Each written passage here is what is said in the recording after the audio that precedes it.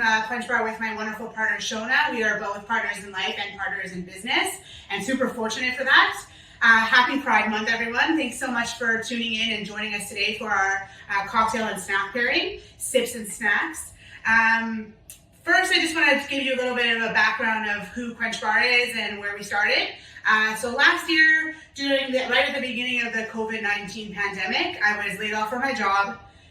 It was super unfortunate and I was devastated. During my couple months being laid off, my super supportive girlfriend, Shona, was constantly telling me, just write all your ideas on paper, manifest it, and it's gonna happen. Like, I'll help you with all the back end stuff, which she did. She helped me with all the website, and she's super fantastic. So I did that. So slowly but surely, I made a dream board, and I slowly wrote down, if I were to have my own project, what would it look like? And this is where we are. So Quench Bar, at the end of these restrictions, at the end of the pandemic, will be a fully portable cocktail bar for corporate and private hire. We love to customize cocktail menus and show up to your event and just give you a really great time with a fully portable cocktail bar. My background is in mixology. I've been a bartender for about 11 years now. This is my 11th year. My age is showing. And I've always loved it. Hospitality has always been my home. And I always wanted to find a way to make something my own, and that's where we are now. So now that there still are restrictions and we still unfortunately are in this pandemic, we have shifted our business model to offer cocktail kits for home and virtual mixology, much like this class today. We also offer packages that include both. A lot of corporate clients hire us to send kits to their staff, and then we host a virtual mixology class, and it's super interactive and fun. I was so excited when Pride.to asked me to do a Sipz and Snacks event for them.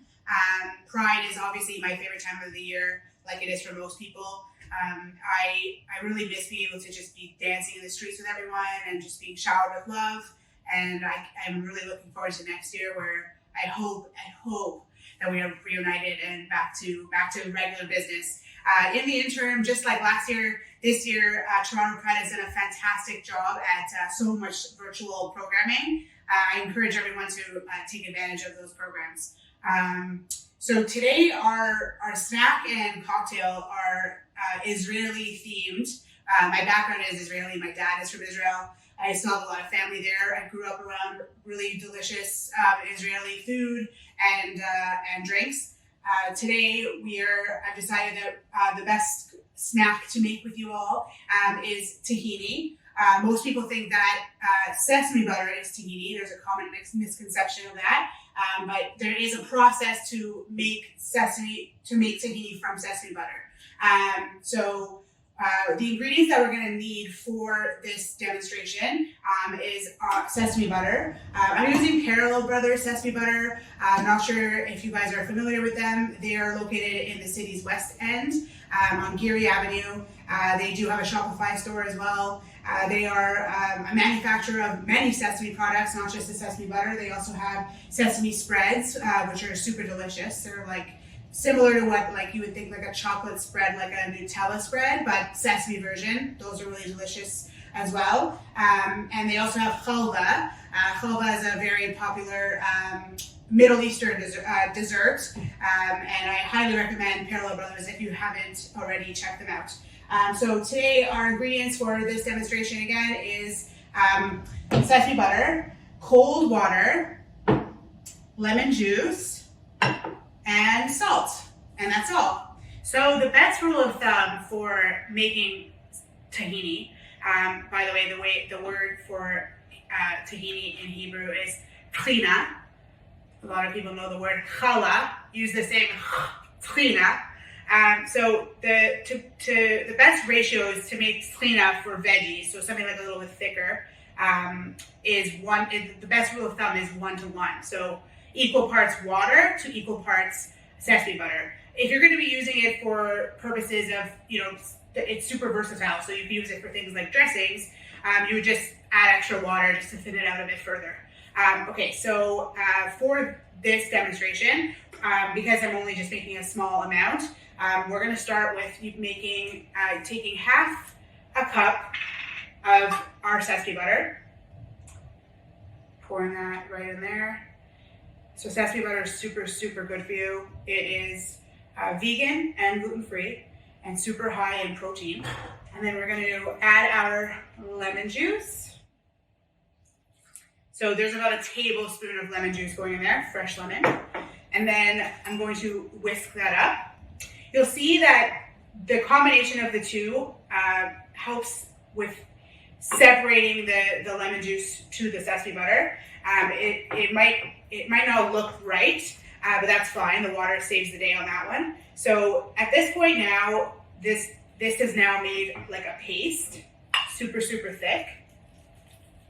And then to thin that out, we're going to slowly add the water. Okay, so this is half a cup of water in here. Cold water is best.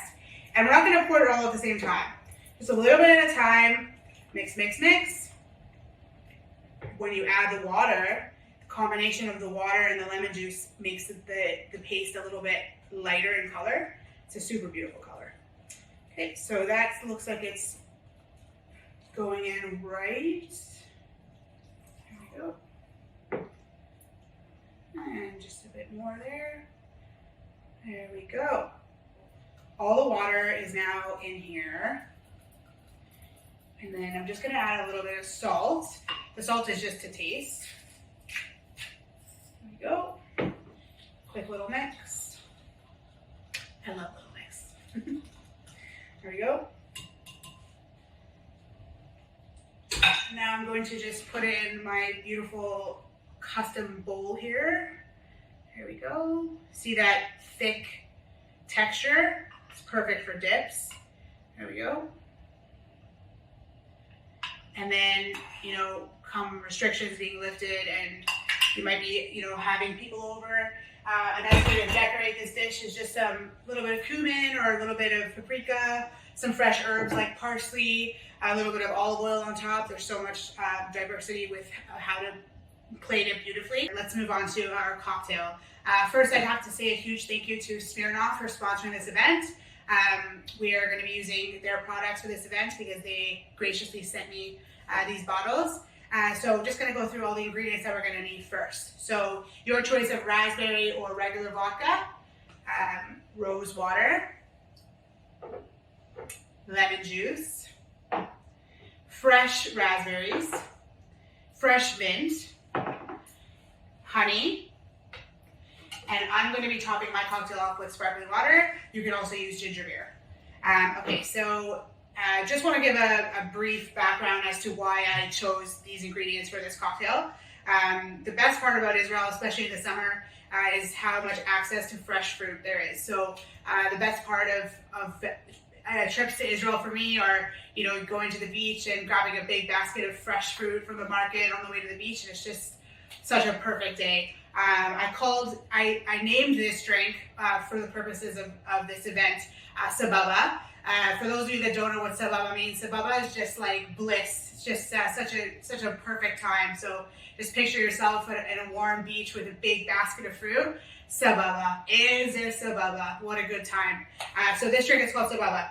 So for Sababa, I chose obviously some fresh fruit, some raspberries. Commonly in the Middle East, mint is used. Mint is in so many different places in the Middle East called nana. Nana is an Arabic way for saying mint. There's so many different variations of ways that it's used in Israel. That it's used in cocktails. It's used nana tea is literally just hot water and mint. Fresh mint. It's so lovely after a big meal, and I grew up on that. So again, we have raspberries, we have mint, rose water is common all over the Middle East. Commonly, I don't know if you've ever tried the dessert malabi. Malabi is a rose water dessert with pistachios, and commonly there's like a raspberry coulis on top. Super, super delicious. If you're ever at a restaurant and you see malabi on the menu, definitely recommend it. Lemon juice and honey. So you can either use a shaker for this. If you don't have a shaker, a mason jar works just as well. And if you don't have a mason jar, a protein water bottle works just as well. Just as long as it's a bottle that seals, then you're good. So I'm gonna, in the bottom of my shaker, I'm gonna add a big handful of my raspberries. So here we go. And same thing, big handful of mint. And then I'm gonna add about half a tablespoon of honey.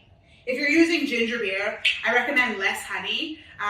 Ginger beer has like sweetness added to it, so if you put too much honey, then it might tarnish the drink.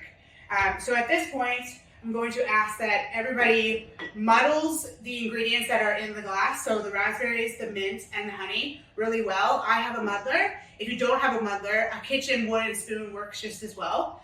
Just whatever will work to just muddle the ingredients equally. When I teach my my virtual classes, my rule of thumb to them is try and get the consistency of these ingredients to the consistency of jam. The reason being, with honey, if you don't bind it to the moist, like the wet ingredients in the glass, the honey will just stick to the shaker when you're shaking it and not actually blend into the drink. So it takes about, I don't know, 10 seconds to get it to the right consistency. So there you go. So added to this, going to add about half an ounce of lemon juice. Here we go. Half an ounce of rose water. There we go. I love the raspberry vodka. Their vanilla vodka is also super delicious, and obviously they're classic. So an ounce and a half of vodka going into the cocktail.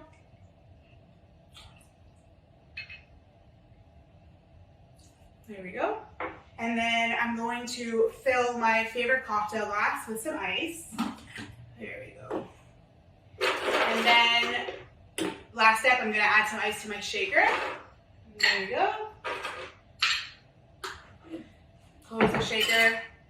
Best way to make sure that your shaker is sealed properly is if you pick up the top of it and the bottom part doesn't drop. So make sure it's nice and sealed. My rule of thumb with shaking is shake for approximately 7 to 10 seconds. That's the perfect amount of time for the cocktail to dilute as much as it needs to before being strained into the cocktail glass. So 7 to 10 seconds. One of the common questions that I get in my virtual mixology classes is there a proper way to shake? Like over the head, down, wherever, like what's the best way to shake? And my rule is really just picture all the ingredients on one part of the shaker, just doing a full circle throughout the whole shaker and really just going in a circle just to make sure that it's going throughout the whole drink. So if you want to shake over your head, great. If you want to shake down, great. Wherever you want. There's not really a proper way in that way, but just make sure that you're giving it a really good shake. Okay, and then this is called a Boston shaker. When you're working with a Boston shaker, the straight line faces you, and then when you are ready to take the glass off to strain, you hit it at 4 o'clock, and then it pops out. Okay. This is a beautiful set that I have from Cocktail Emporium located in Toronto. I love this strainer. There we go, just gonna strain that over my fresh ice. Look at that beautiful color. There we go. Perfect. There we go. And then we're gonna top again with either our soda water or our ginger beer. There we go.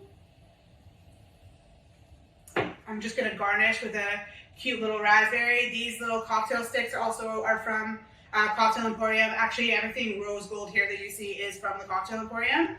There we go. And then I also have a beautiful mint floret to garnish as well. And there we go. And cheers. That is perfect. Hope everyone is going to enjoy their cocktails. So that is a wrap for me. Just wanted to say thank you to everybody who has tuned in for today's event. I hope everyone enjoys their Trina and their Sababa. At the end of the month, I will be hosting another Sipz and Snacks, making a vanilla cardamom espresso martini and chocolate tahini truffles. So tune in then, and looking forward to it. Mwah, from Quench Bar.